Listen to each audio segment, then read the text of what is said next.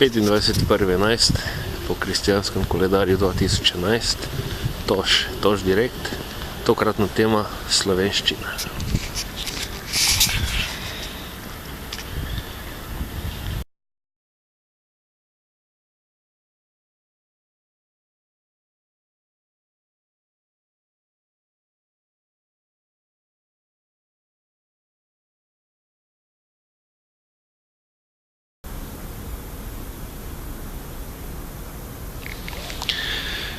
Direkt nadaljujem na pokopališču Nave v Ljubljani, in sicer v monumentu, ki je posvečen nekaterim velikanom slovenske kulture in tudi kulture nasploh.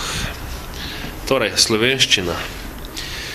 Dogaja se degeneracija jezika s pospešenim uvajanjem novih medijev in premalo skrbnostjo za to, kako ohraniti pristen slovenski jezik. Se dogaja dejansko razgradnja tistega zdravega pogleda na svet, ki je za slovenski narod v osnovi značilen, in dogaja se vsiljevanje nekaterih lingvističnih elementov, ki dejansko niso sprejemljivi niti drugje. Izpadanje velikih začetnic, neupoštevanje pravopisa, potem nedoumevanje napisanega in prebranega. In zaradi tega sem se sam lotil projekta Slovenščina, kjer skušam z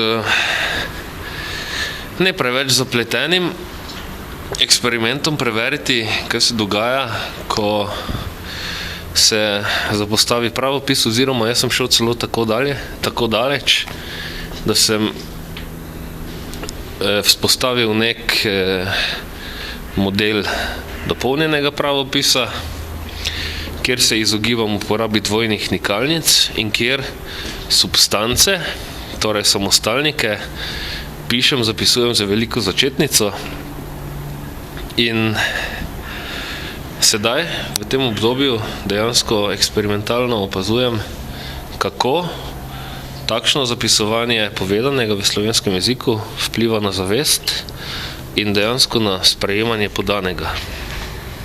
Torej, če želi kdo sodelovati v tej študiji, v tem eksperimentu, se lahko javi, upoštevam.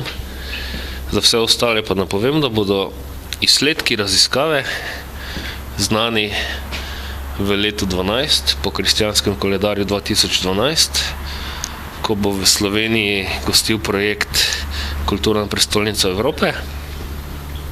In dejansko se tega trenutka veselim.